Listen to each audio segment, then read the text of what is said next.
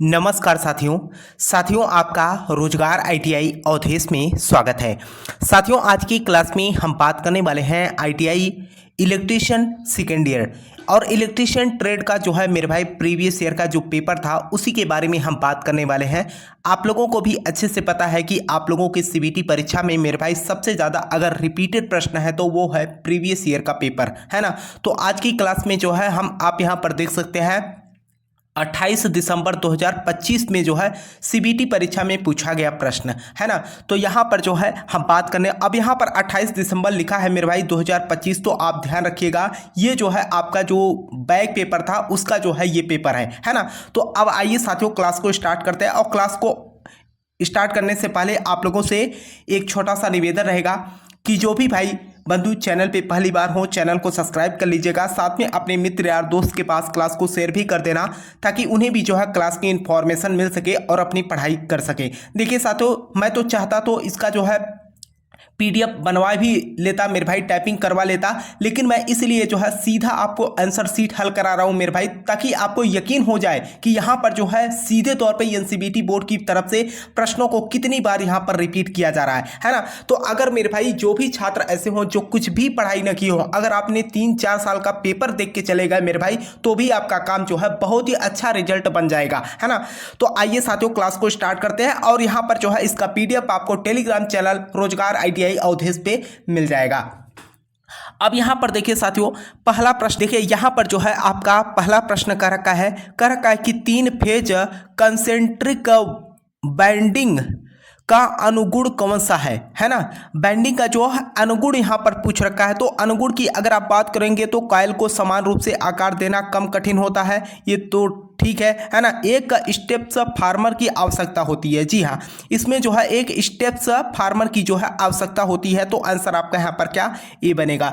देखिए यहाँ पर जो है मैं आपको ज़्यादा एक्सप्लेन नहीं करने वाला हूँ मेरे भाई, ठीक है। तो यहाँ पर देखिएगा क्योंकि अगर मैं ज़्यादा एक्सप्लेन करूँगा मेरे भाई तो आपको भी पता है यहाँ पर हमारा मेन उद्देश्य है ज़्यादा से ज़्यादा आपको हम प्रीवियस ईयर का पेपर यहाँ पर आपको हल करा दे दिखा दे, है ना। क्योंकि देखिए साथियों अगर आप जो भी स्टूडेंट हैं, अगर आपने निमी पैटर्न या एक बार अपना बुक सही ढंग से पढ़े होंगे मेरे भाई, तो आपको यहाँ पर अभी जब मैं 1 साल का 2 साल का 3 साल का मेरे भाई प्रीवियस ईयर का पेपर हल करा दूंगा ना, तो आप लोगों के ही बीच में से कमेंट मैसेज आएगा, है ना, कि सर ये तो बार बार प्रश्न को वहीं से जो है एनसीईआरटी बोर्ड यहाँ पर रिपीट कर रखा है। तो यहाँ पर देखिएगा डीसी ड्राइव में फील्ड सप्लाई यूनिट एफपीएसयू का क्या कार्य है ना। DC drive field supply unit FPSU का क्या कार्य है ये जो है आपसे पूछ रखा है। तो ये जो है मोटर की फील्ड वेल्डिंग को जो है वेरिएबल वोल्टेज प्रदान करता है। तो आंसर आपका यहाँ पर क्या बी बन जाएगा। देखिए साथियों अगला प्रश्न आपसे यहाँ पर क्या कर रखा है कि यदि आईएसआई के अनुसार घोषित वोल्टेज 240 वोल्ट है तो न्यूनतम अनुमत सिंगल फेज वर्किंग वोल्टेज क्या है। वर्किंग वोल्टेज की अगर हम बात करते हैं 228 वोल्ट हो जाएगा। तो आंसर आपका यहाँ पर क्या बी बन जाएगा। देखिए आपका अगला प्रश्न यहाँ पर क्या कर रखा है कि उस सब स्टेशन का नाम क्या है जिसके सभी उपकरण स्टेशन भवन के भीतर स्थापित किए गए हैं। उस सब स्टेशन का नाम क्या है जिसके सभी उपकरण स्टेशन भवन के भीतर स्थापित किए गए हैं। तो ये जो है आपका कौन किया गया है, इनडोर सब स्टेशन हो जाएगा। तो आंसर आपका यहाँ पर क्या डी बन जाएगा। देखिए अगला प्रश्न मेरे भाई देखिए यहाँ पर क्या करा है, चित्र में दिखाया गया सर्किट का नाम क्या है। अब यहाँ पर जो चित्र आपको दिखाया गया है इस सर्किट का जो है आपसे नाम पूछ रखा है। तो ये जो है आपके मोटर लोडेड है मेरे भाई, ठीक है। तो ये जो है आप यहाँ पर देखिएगा मोटर का सिंबल बना हुआ है, ठीक है। तो यहाँ पर अगर आप बात करोगे तो ये जो सचित्र दिखाया गया है आपको फिगर, ये जो है यूनिवर्सल मोटर स्पीड कंट्रोल को जो है यहाँ पर दिखाया गया। तो आंसर आपका यहाँ पर क्या सी बन जाएगा। देखिए अगला प्रश्न आपका यहाँ पर क्या कर रखा है, अगला प्रश्न कर रखा है कि आईई नियमों के अनुसार मध्यम वोल्टेज घरेलू इंस्टॉलेशन में किन्हीं 2 चालकों के बीच इंसुलेशन प्रतिरोध क्या है। किन्हीं 2 चालकों के बीच इंसुलेशन प्रतिरोध क्या है। तो ये क्या है आपका 1 मेगा ओम से क्या होता है अधिक होता है। तो आंसर आपका यहाँ पर क्या डी बन जाएगा। देखिए साथियों अगला प्रश्न आपका यहाँ पर क्या कर रखा है कि डीसी 4 पॉइंट स्टार्टर में होल्डिंग कॉइल से जुड़े सीरीज प्रतिरोधक का उद्देश्य क्या है ना। डीसी 4 पॉइंट स्टार्टर में होल्डिंग कह रखा है कि होल्डिंग कॉइल से जुड़े सीरीज प्रतिरोधक का उद्देश्य क्या होता है, तो उसका मेन उद्देश्य जो होता है मेरे भाई होल्डिंग कॉइल में जो है करंट को जो है सीमित करता है। तो आंसर आपका यहाँ पर क्या डी बन जाएगा। देखिए अगला प्रश्न आपसे क्या पूछ रखा है, अगला प्रश्न मेरे भाई कह रखा है कि सर्किट ब्रेकर में प्रयुक्त ट्रिप कॉइल का उद्देश्य क्या होता है। जो ट्रिप कॉइल होता है मेरे भाई इसका मेन उद्देश्य क्या होता है, ये क्या करता है रिमोट ऑपरेशन के लिए जो है लगाया जाता है। तो आंसर आपका यहाँ पर क्या बी बन जाएगा। देखिए अगला प्रश्न आपका यहाँ पर क्या कर रखा है, मैंने आप लोगों से पहले भी बोला हो साथियों, और आप लोग जो है आईटीआई फर्स्ट ईयर का पेपर भी देके आए हैं, है ना, तो आपको पता है कि एनसीईआरटी बोर्ड की तरफ से मेरे भाई ज़्यादातर प्रश्न जो है आपको चित्र से होते हैं, है ना, और मैं आपसे कहना चाहूँगा जो भी चित्र वाले प्रश्न है मेरे भाई उन पे आप लोगों को विशेष रूप से फोकस देना है, क्योंकि सबसे ज़्यादा अगर हम देख रहे हैं रिपीटेड प्रश्न किया गया है मेरे भाई तो चित्र वाले ही प्रश्न किए गए हैं। अब यहाँ पर देखिए कह रखा है कि कंट्रोल सर्किट का उपयोग किस ऑपरेशन में किया जाता है, कंट्रोल सर्किट का उपयोग किस ऑपरेशन में किया जाता है। तो अगर हम यहां पर ऑपरेशन की बात करते हैं मेरे भाई तो ये जो है आपका क्या हो जाएगा इंचिंग हो जाएगा, ठीक है। तो आंसर आपका यहां पर क्या बी बन जाएगा। देखिए साथियों अगला प्रश्न आपसे यहां पर क्या कर रखा है कि हार्ड डिस्क ड्राइव के लिए किस प्रकार के सिंगल फेज मोटर का उपयोग किया जाता है। हार्ड डिस्क ड्राइव के लिए किस प्रकार के सिंगल फेज मोटर का उपयोग किया जाता है, तो इसमें हम किसका उपयोग करते हैं, स्टेपर का जो है उपयोग करते हैं, किसका स्टेपर मोटर का जो है उपयोग करते हैं। तो आंसर आपका यहाँ पर क्या बी बन जाएगा। देखिए अगला प्रश्न आपसे क्या कर रखा है, अगला प्रश्न कर रखा है कि एससीआर का मुख्य अनुप्रयोग कौन सा है, एससीआर का मुख्य अनुप्रयोग कौन सा है, तो ये जो है मोटर का स्पीड कंट्रोल होता है। तो आंसर आपका यहाँ पर क्या डी बन जाएगा। देखिए साथियों आपका अगला प्रश्न यहाँ पर क्या कर रखा है, 2 पोल 4 शाफ्ट 12 कॉइल वाले 3 फेज मोटरों के प्रति फेज प्रति जोड़ी कॉइल की संख्या क्या है ना, प्रति जोड़ी कॉइल की संख्या क्या है, तो आपका क्या हो जाएगा, ये कॉइलों की संख्या की अगर आप बात करोगे तो 4 हो जाएगा, ठीक है। तो आंसर आपका यहाँ पर क्या सी बन जाएगा। देखिए अगले प्रश्न पे बात करते हैं। देखिए मेरे भाई आपको मैं बोलना चाहूँगा अगर आपको किसी भी प्रश्न को लेकर यहाँ पर कोई भी डाउट होता है तो आप नीचे कमेंट बॉक्स में भी कमेंट कर देना, साथ में जो चैनल का व्हाट्सअप नंबर है मेरे भाई उस पर भी आप मैसेज कर दीजिएगा। अभी मैं देख रहा था कि साथियों निमी पैटर्न का जो PDF है उसमें जो प्रश्न दे रखा है ना उसमें जो है कुछ ऑप्शन और है, लेकिन यहाँ पर निमी ने जो है कुछ और ही मान रखा है, ठीक है। तो यहाँ पर जो है देखिए अगला प्रश्न कर रखा है कि निष्क्रिय सेंसरों के लिए बाहरी स्रोत का उद्देश्य क्या है। निष्क्रिय सेंसरों के लिए जो बाहरी स्रोत क्या है उसके बारे में आपसे पूछ रखा है। सिग्नल उत्पन्न करने के लिए जो है ये लगाया जाता है, इसका मेन उद्देश्य ही यही होता है। तो आंसर आपका यहाँ पर क्या बी बन जाएगा। देखिए अगला प्रश्न आपका यहाँ पर क्या कर रखा है, कर रखा कि सिंगल फेज इंडक्शन मोटर का कार्य सिद्धांत क्या है। सिंगल फेज इंडक्शन मोटर का कार्य सिद्धांत की अगर आप बात करोगे तो यहाँ पर जो है फैराडे के विद्युत चुंबकीय प्रेरण के नियम पर जो है कार्य करता है। तो आंसर आपका यहाँ पर क्या बन जाएगा, बी बन जाएगा। देखिए अगला प्रश्न मेरे भाई वेरी वेरी इंपॉर्टेंट प्रश्न है आपके सीबीटी परीक्षा के लिए। मैं देख रहा हूं मेरे भाई 2022 से लेकर 2025 तक में ये बैक पेपर को भी मिलाकर मेरे भाई करीब करीब ये 8 से 10 बार मेरे भाई एनसीईआरटी बोर्ड यहां पर जो है ये प्रश्न रिपीट किया है ना। नीचे दिए गए रिवाइंडिंग प्रक्रिया के प्रकार को पहचाने। अब यहाँ पर जो ये सिस्टम आपको दिखाया गया है इसको जो है देखकर आपको बताना है कि ये जो है कौन सा बैंडिंग दिखाया गया है। अब ये जो है हैंड बैंडिंग किया जा रहा है। आप जो है जैसे कि मान के चलिए आप फैन का जो है आपका चल गया है तो आप बैंडिंग कराने चाहते हैं तो देखिएगा वहाँ पर जो है 2 तरीके से होता है, एक तो मशीन के तरीके से, दूसरा जो है हैंड के तरीके से। तो यहाँ पर जो चित्र दिखाया गया है मेरे भाई यहाँ पर ये जो है आपका हैंड बैंडिंग को दिखाया गया है। तो आंसर आपका यहाँ पर क्या डी बन जाएगा। देखिए अगला प्रश्न आपसे यहाँ पर क्या पूछ रखा है, अगला प्रश्न मेरे भाई कह रखा है कि स्लिप रिंग इंडक्शन मोटर को वाउट रोटर से क्यों फिट किया जाता है। वाउट रोटर से जो है क्यों फिट किया जाता है, ये जो है इसलिए फिट किया जाता है मेरे भाई ये उच्च स्टार्टिंग और रनिंग टार्क पाने के लिए जो है किया जाता है। तो आंसर आपका यहाँ पर क्या ए बन जाएगा। देखिए साथियों अगला प्रश्न आपका यहाँ पर क्या करेगा, वेरी वेरी इंपॉर्टेंट प्रश्न है आपकी सीबीटी परीक्षा के लिए। कर रखा है चित्र में दिखाए अनुसार आर्मेचर के लिए कौन सा ग्लोरर टेस्ट दर्शाया गया है। चित्र में दिखाए गए अनुसार आर्मेचर के लिए कौन सा ग्लोरर टेस्ट को जो है यहाँ पर दर्शाया गया है। तो आंसर की अगर आप यहाँ पर बात करते हो तो आंसर आपका यहाँ पर क्या बन जाएगा मेरे भाई, आंसर आपका यहाँ पर क्या बन जाएगा, ओपन कॉइल टेस्ट बन जाएगा। ठीक है, तो आंसर आपका यहाँ पर क्या, डी बन जाएगा। ठीक, अगले प्रश्न में हम बात करते हैं। अगला प्रश्न देखिए आपका यहाँ पर क्या कर रखा है। अगला प्रश्न आपसे कर रखा है कि पारंपरिक बिजली उत्पादन कौन सा है। पारंपरिक बिजली उत्पादन कौन सा है, तो ये जो है आपका क्या हो जाएगा, थर्मल पावर उत्पादन हो जाएगा। ठीक है, तो आंसर आपका यहाँ पर क्या, बी बन जाएगा। ठीक, अगले प्रश्न पे हम बात करते हैं। तो देखिए आपका अगला प्रश्न यहाँ पर क्या कर रखा है, यदि ट्रांसफार्मर का सेंटर टेप पूर्ण तरह दृष्टिकारी परिपथ में खुला परिपथी है तो आउटपुट वोल्टेज क्या होता है। कह रखा है कि यदि ट्रांसफार्मर का सेंटर टेप पूर्ण तरंग दृष्टिकारी परिपथ में खुला परिपथित है तो आउटपुट वोल्टेज क्या होता है। तो यहाँ पर जो है आपका आउटपुट जो वोल्टेज होगा मेरे भाई वह कितना हो जाएगा, 0 वोल्टेज शो करेगा। तो आंसर आपका यहाँ पर क्या, ए बन जाएगा।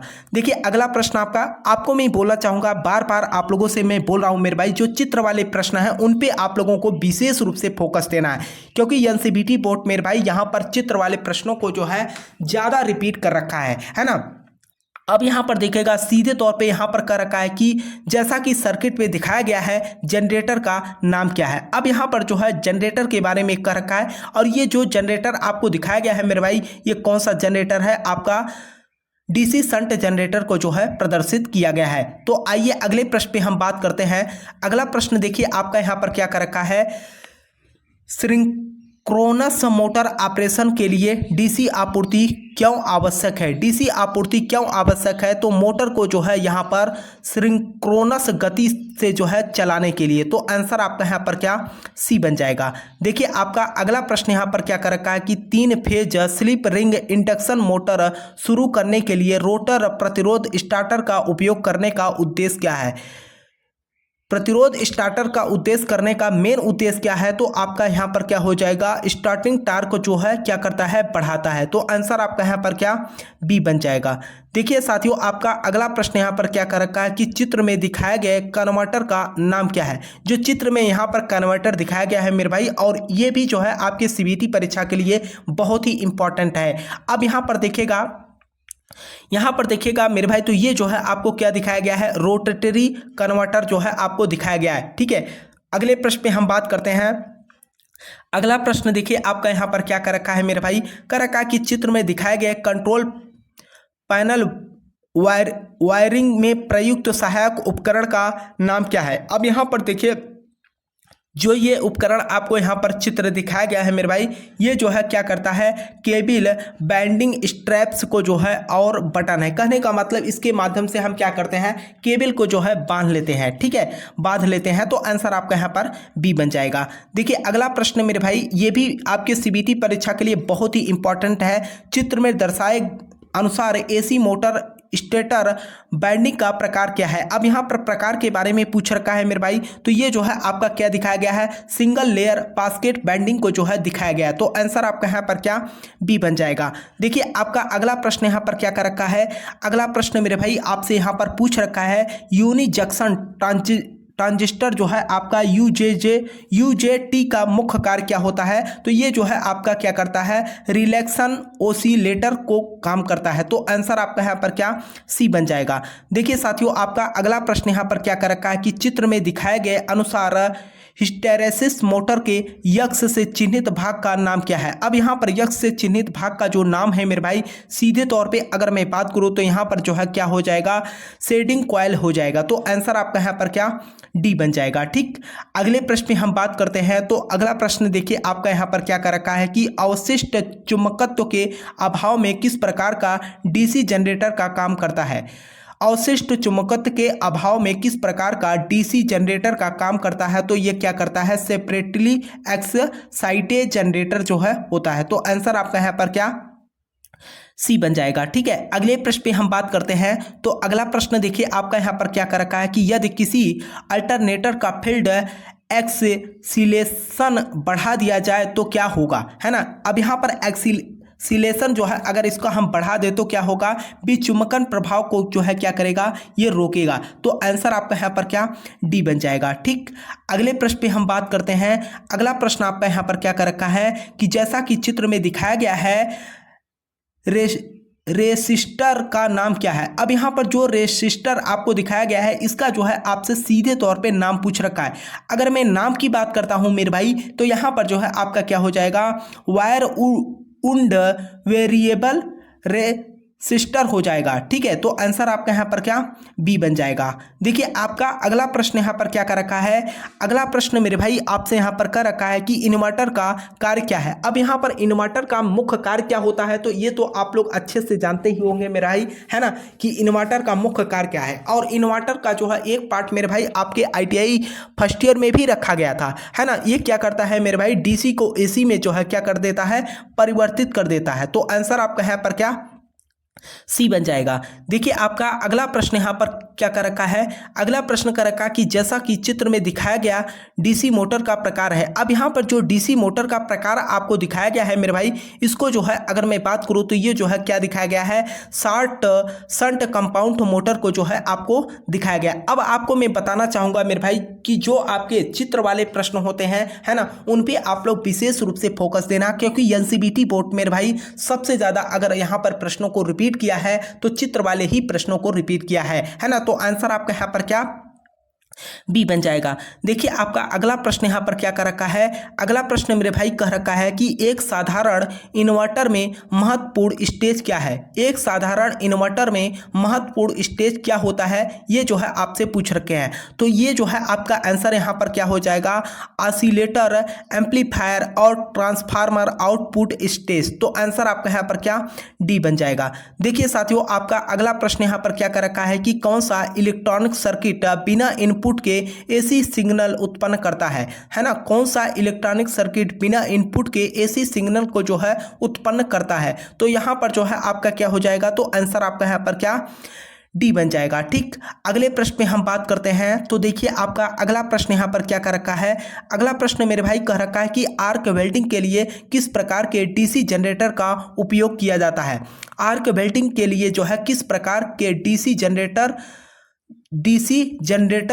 का उपयोग किया जाता है। तो इसमें जो है अगर आप बात करेंगे मेरे भाई, तो इसमें जो है हम किसका उपयोग करते हैं, डिफरेंशियल कंपाउंड जनरेटर का जो है उपयोग करते हैं। तो आंसर आपका यहाँ पर क्या, बी बन जाएगा। देखिए साथियों आपका अगला प्रश्न यहाँ पर क्या कर रखा है। अगला प्रश्न कर रखा है कि स्लिप फेज मोटर के स्टेटर में कितनी बैंडिंग होती है।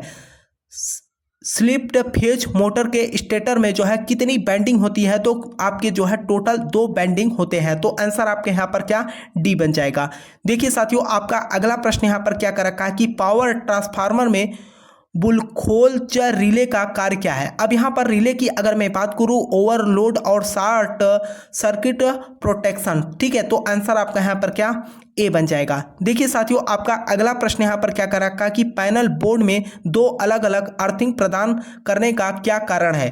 पैनल बोर्ड में 2 अलग अलग अर्थिंग प्रदान करने का क्या कारण है। तो ये जो है अगर मैं कारण की बात करता हूँ तो आंसर आपका यहाँ पर क्या हो जाएगा, अन्य विफलता के सामने एक अर्थिंग सुनिश्चित करता है। तो आंसर आपका यहाँ पर क्या, डी बन जाएगा। ठीक, अगले प्रश्न में हम बात करते हैं। तो अगला प्रश्न आपका कर रखा है कि साधारण ब्याज में अब यहाँ पर देखिए आपको मैं बता दूं साथियों, सबसे पहले तो आप यहाँ पर समझने का प्रयास कीजिएगा कि आप चाहे ITI फर्स्ट ईयर के स्टूडेंट हो, चाहे आप ITI सेकेंड ईयर के स्टूडेंट हो, जिस ट्रेड से आप ITI कर रहे हैं उस ट्रेड से मेरे भाई आपके 38 प्रश्न पूछे जाते हैं। उसके बाद जो है 6 प्रश्न आपके यहाँ पर वर्कशॉप कैलकुलेशन एंड साइंस के पूछे जाते हैं, और साथ में जो है 6 ही प्रश्न मेरे भाई आपके ED यानी कि इंजीनियरिंग ड्राइंग के पूछे जाते हैं। तो आइए इन पे भी बात कर लेते हैं। अब यहाँ पर देखिएगा अगर मैं बात करूँ, बहुत ही बेसिक सवाल होता है मेरे भाई मैथ और साइंस में, है ना। अब यहां पर देखिए कर रखा कि साधारण ब्याज में साल को कैसे दर्शाया जाता है ना। अब यहां पर देखिए अगर टी होता है मेरे भाई तो यहां पर हम टी से भी दर्शाते हैं, लेकिन आप देखिए टी ऑप्शन में नहीं है, यन है। तो यन से हम क्या करते हैं, यहां पर साल को हम डिनोट करते हैं। तो आंसर आपका यहां पर क्या, ए बन जाएगा। देखिए आपका अगला प्रश्न क्या रखा है कि a - b का होल स्क्वायर का फार्मूला। ये तो आप मेरे भाई बचपन से ही रटते चले आ रहे हैं। तो a² - b² a square plus b square minus 2ab होता है। तो आंसर आपका यहाँ पर क्या ए बन जाएगा। ठीक, अगले प्रश्न में हम बात करते हैं। तो अब देखिए यहाँ पर ये कौन सी प्रतिबल है। अब यहाँ पर कौन सी प्रतिबल है, आप देखिए इधर भी फोर्स लग रहा है, इधर भी फोर्स लग रहा है, तो ये जो है आपका क्या है टेंसाइल फोर्स लग रहा है। तो आइए हम आगे देखते हैं यहाँ पर।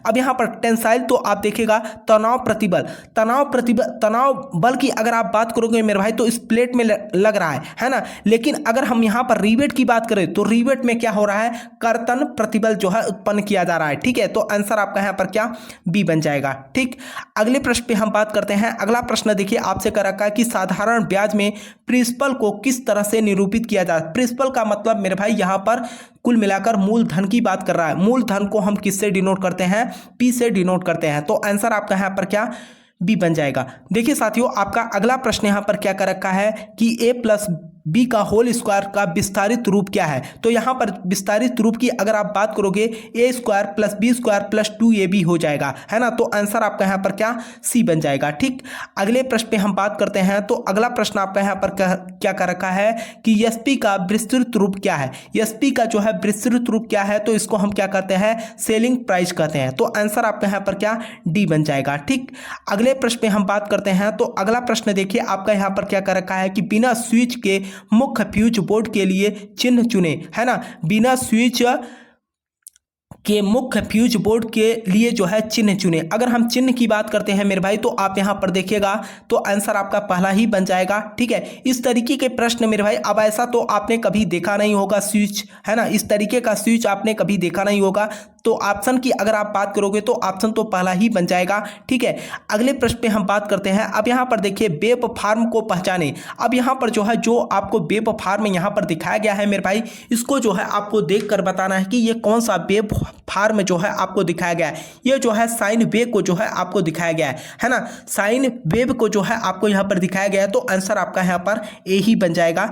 देखिए आपका अगला प्रश्न यहाँ पर क्या कर रखा है कि प्रत्यक्ष और प्रत्यावर्ती करंट के लिए प्रतीक को पहचाने। अब यहाँ पर प्रत्यक्ष का मतलब डायरेक्ट और एसी, कहने का मतलब एसी और डीसी की बात कर रखा है मेरे भाई, है ना। तो यहाँ पर सीधे तौर पे बात करूँ तो यहाँ पर आपके जो है एसी करंट की बात कर रखा है ना। तो सबसे पहले तो आप चित्र देखिएगा, तो चित्र देखने के बाद आपको समझ में आ गया होगा, है ना। यहाँ पर कर रखा है कि डीसी का भी और यहाँ पर एसी का भी। ठीक है, तो आंसर आपका यहाँ पर क्या डी बन जाएगा। देखिए आपका अगला प्रश्न यहाँ पर क्या कर रखा है।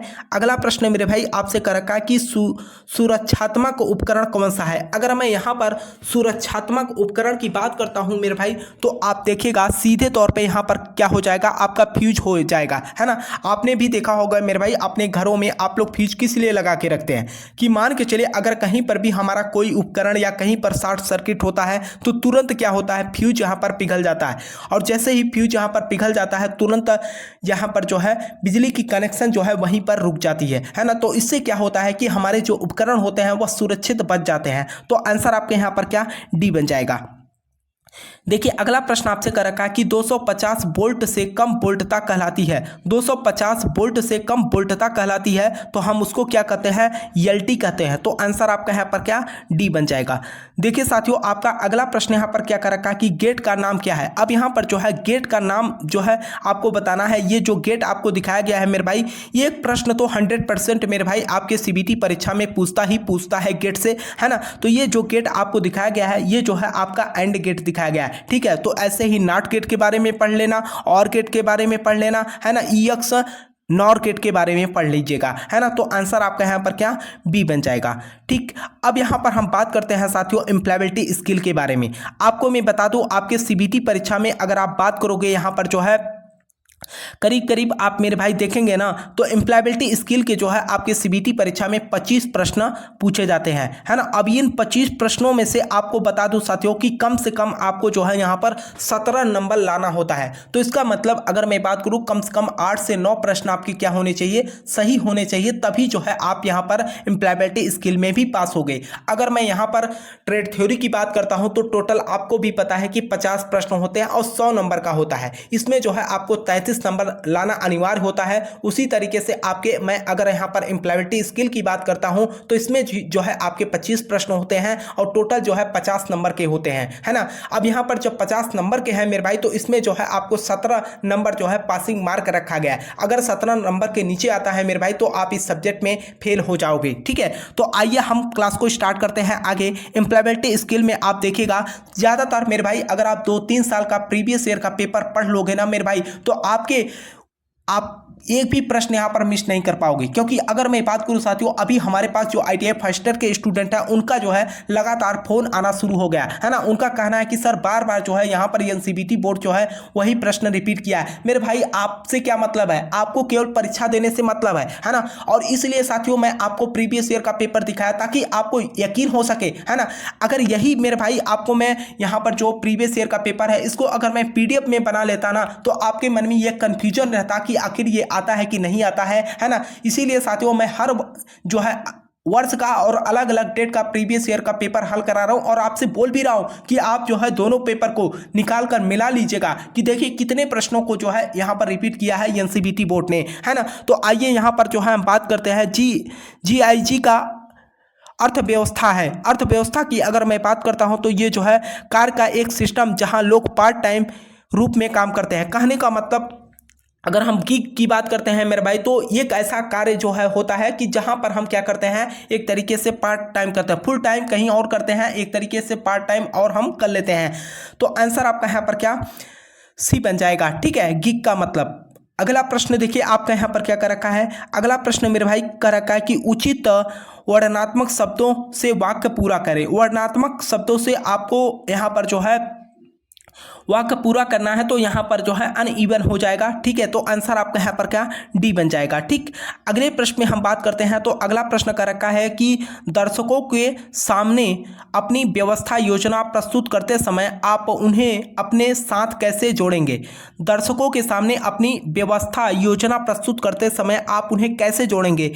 एक कहानी या अनुभव साझा करें जिसने आपके विचार को आकार दिया हो। जी हाँ, कहने का मतलब एक ऐसा जो है आपको कहानी डेवलप करना है जिससे कि लोगों को जो है लगे कि वास्तव में जो है ऐसा है ना, और रियल होना चाहिए। तो आंसर आपका यहाँ पर क्या ए बन जाएगा, ठीक। अगले प्रश्न में हम बात करते हैं। अगला प्रश्न आपसे कर रखा है कि user skill India digital platform तक कैसे पहुँच सकते हैं। User skill India digital platform तक जो है कैसे पहुँच सकते हैं। तो ये जो है आपके कंप्यूटर, टैबलेट और फोन से जो है पहुंच सकते हैं। तो आंसर आपका यहाँ पर क्या बी बन जाएगा, ठीक। अगले प्रश्न पे हम बात करते हैं तो अगला प्रश्न आपका कर रखा है कि अपने टेक्नोलॉजी स्किल का बेहतर बनाने के लिए आपको निम्नलिखित में से कौन सा तरीका अपनाना चाहिए। कौन सा तरीका अपनाना चाहिए। Social media, online digital tool के माध्यम से जो है अपनाना चाहिए। तो आंसर आपका यहाँ पर क्या ए बन जाएगा, ठीक। अगला प्रश्न देखिए आपको यहाँ पर क्या कर रखा है कि वह व्यक्ति जो किसी व्यवस्था की शुरुआत से जुड़ा होता है उसे कहा जाता है ना। वह व्यक्ति जो किसी व्यवस्था की शुरुआत से जुड़ा होता है उसे क्या कहा जाता है, उसको हम क्या कहते हैं, उद्यमी बोलते हैं। तो आंसर आपका यहाँ पर क्या डी बन जाएगा। अगला प्रश्न देखिए साथियों आपका यहाँ पर क्या कर रखा है कि कर रखा है मेरे भाई gesture, facial expression, eye contact के उदाहरण है। अब यहाँ पर देखिए सीधे तौर पे मेरे भाई अगर मैं बात करूँ तो नॉन कांटेक्ट की बात कर रखा है तो यहाँ पर नॉन वर्बल कम्युनिकेशन हो जाएगा। तो आंसर आपका यहाँ पर क्या ए बन जाएगा, ठीक है। अगर आप देखेंगे साथियों तो जो आपके एम्प्लॉयबिलिटी स्किल के प्रश्न होते हैं ना बड़े बेसिक होते हैं। अगर आप सही ढंग से इसको पढ़िएगा ना तो आप तो हमारे हिसाब से 25 का 25 ही करके आओगे मेरे भाई, है ना। इसमें जो है 3 से 4 प्रश्न आपकी जो है कंप्यूटर से रिलेटेड प्रश्न पूछा जाता है। इस बात का भी आप लोग विशेष रूप से यहाँ पर ध्यान रखिएगा, है ना। कर रखा है कि उपयुक्त वर्णनात्मक शब्दों से वाक्य पूरा करें। वर्णनात्मक शब्दों से जो है वाक्य पूरा करना है तो यहाँ पर जो है आंसर आपका क्या सी बन जाएगा, ठीक है। अगला प्रश्न देखिए आपका यहाँ पर क्या कर रखा है। अगला कर रखा है कि ग्रीन प्रैक्टिस में कौन सी गतिविधि शामिल होती है ना। ग्रीन प्रैक्टिस में जो है कौन सी गतिविधि जो है शामिल होती है उसके बारे में आपसे पूछ रखा है कि पर्यावरण संसाधनों की रक्षा और देखभाल करना। तो आंसर आपका यहाँ पर क्या सी बन जाएगा, ठीक है। अगले प्रश्न में हम बात करते हैं। अगला प्रश्न आपसे यहाँ पर कर रखा है मेरे भाई कि कार्य की दुनिया में किस चीज़ ने भारी बदलाव किया, है ना, कार्य की दुनिया में किस चीज़ ने जो है भारी बदलाव किया, तो ये जो है आपके तकनीकी जो है बदलाव हुआ। तो आंसर आपका यहाँ पर क्या डी बन जाएगा। ठीक है, अगले प्रश्न पे हम बात करते हैं आपके करियर की वृद्धि और स्थिरता के लिए क्या आवश्यक है। आपके करियर की वृद्धि और स्थिरता के लिए क्या आवश्यक है, तो ये जो है नए कौशल का जो है निर्माण के लिए। तो आंसर आपका यहाँ पर क्या ए बन जाएगा। देखिए अगला प्रश्न आपसे यहाँ पर कर रखा है कि बायोडाटा होना चाहिए। अब यहाँ पर बायोडाटा की बात कर रखा है। बायोडाटा क्या होना चाहिए मेरे भाई, लघु में होना चाहिए और क्या होना चाहिए, सटीक होनी चाहिए, शार्ट और सटीक होना चाहिए। ठीक है, तो आंसर आपका यहाँ पर क्या ए बन जाएगा। देखिए अगला प्रश्न आपसे यहाँ पर कर रखा है कि यदि आपके पास डिजाइन थिंकिंग का उपयोग करके काम को बेहतर बनाने का कोई विचार आता है तो आपको आगे क्या करना चाहिए, है ना। यदि आपके पास जो है डिजाइन थिंकिंग का उपयोग करके काम को बेहतर बनाने का कोई विचार आता है तो आपको क्या करना चाहिए। यदि यह काम करता है तो अप्लाई करना और टेस्ट करना चाहिए। जी हाँ, एक बार जो है उसका ट्राई जरूर करना चाहिए। तो आंसर आपका यहाँ पर क्या ए बन जाएगा। देखिए अगला प्रश्न आपसे यहाँ पर क्या कर रखा है कि ईमेल ड्रॉप करते समय टू फील्ड में क्या दर्ज किया जाता है। तो इसमें जो है हम क्या करते हैं, प्राप्तकर्ता का जो है ईमेल पता जो है फिलअप करते हैं। तो आंसर आपका यहाँ पर क्या डी बन जाएगा। ठीक है, अगले प्रश्न पे हम बात करते हैं मेरे भाई, कह रखा है कि एक विनिर्माण इकाई में पैकेजिंग प्रक्रिया में सामान्य से अधिक समय लग रहा है जिससे शिपमेंट में देरी हो रही है। मजदूरों को क्या करना चाहिए, मजदूरों को क्या करना चाहिए। तो आंसर आपका यहाँ पर क्या सी, तेजी से पैकिंग करने के विभिन्न तरीकों का जो है चर्चा करना और सोचना चाहिए। तो आंसर आपका यहाँ पर क्या सी बन जाएगा। ठीक, अगले प्रश्न पे हम बात करते हैं। तो अगला प्रश्न आपका कह रखा है कि जॉब पोर्टल पर अपनी प्रोफाइल बनाते समय आपको हमेशा क्या याद रखना चाहिए, है ना।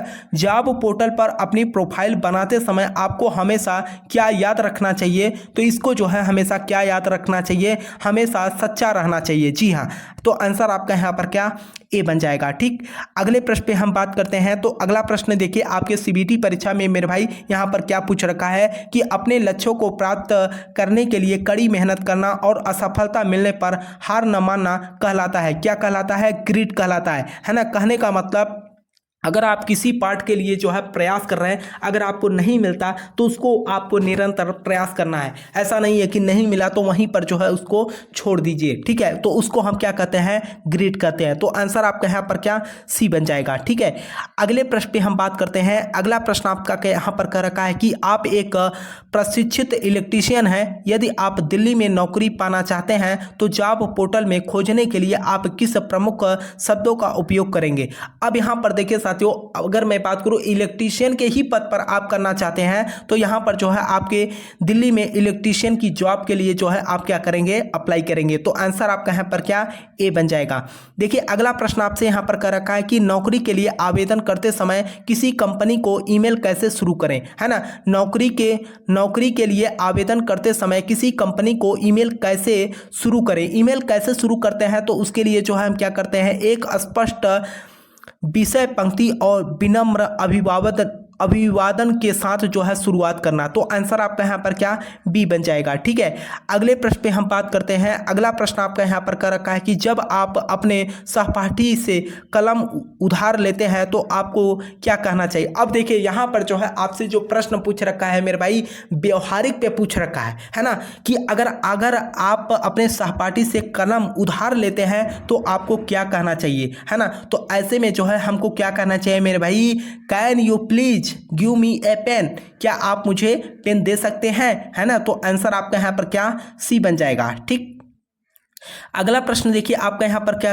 रिक्त स्थानों में उचित शब्दों से भरे ताकि जो है एक सार्थक वाक्य बन सके। तो सार्थक वाक्य जो है आपका पहला ही ऑप्शन हो जाएगा मेरे भाई, इसको आप क्रम से फिलअप कर लीजिएगा। ठीक है, अगले प्रश्न पे अगर मैं बात करता हूँ तो अगला प्रश्न कर रखा है कि गिग वर्कर बनने के लिए किस व्यक्ति को जो है माध्यम से गिग कार्य को अवसर ढूंढने चाहिए। तो इसमें जो है आपको क्या करना चाहिए, अपने दोस्त जिन लोगों को आप जानते हो और अपने कम्युनिकेशन को ग्रुप को जो है जोड़ना चाहिए। ठीक है, कहने का मतलब आप जो भी बातें कर रहे हैं एक दूसरे से जो है शेयर करना चाहिए। तो आंसर आपका यहाँ पर क्या सी बन जाएगा। ठीक, अगला प्रश्न देखिए साथियों, यहाँ पर क्या कर रखा है कि ऐसा एक विकसित होता रहेगा जिससे नौकरियों में परिवर्तन आएगा, तो क्या हो जाएगा? टेक्नोलॉजी। तो आंसर आपका यहाँ पर क्या? सी बन जाएगा। ठीक है।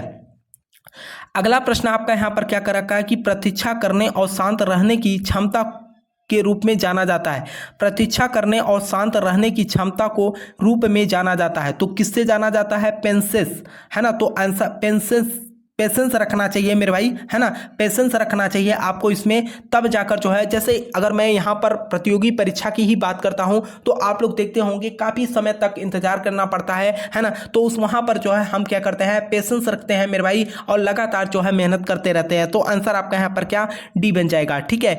अगले प्रश्न पे हम बात करते हैं। अगला प्रश्न का रखा है कि इनमें से कौन सी स्थिति लोगों को एक टीम के रूप में मिलकर अच्छा काम करते हुए दिखाती है ना। तो इसमें जो है, जैसे कि अगर मैं बात करूं तो यहाँ पर एक समूह जो विचार साझा करता है और एक दूसरे को जो है सुनता है ना। एक समूह जो विचार साझा करता है और एक दूसरे को सुनता है। एग्जाम्पल के रूप में जैसे कि मान के चलिए क्रिकेट का टीम, ठीक है, तो उसका जो लीडर होता है मेरे भाई, कैप्टन होता है। ऐसा नहीं कि जो कैप्टन कर रहा है कि उसकी बातों को जो है यहाँ पर नहीं माना जा रहा है, तो इसका मतलब यह है कि ये ग्रुप जो है सही तरीके से काम नहीं कर रहा है। ठीक है। इसमें जो है इधर उधर की बातें चल रही है। कहने का मतलब उससे क्या होगा कि आपका समूह यानी कि ग्रुप जो है कमजोर होगा, है ना। कि आप सोचेंगे कि ये जो है लीडर है, ये लीडर ना रहे, मैं लीडर रहूं। ठीक है। तो ऐसे में जो है मतभेद होगा, तो वहां पर जो है उस समूह का विकास नहीं, विनाशी होगा, है ना। तो आंसर आपका यहाँ पर क्या?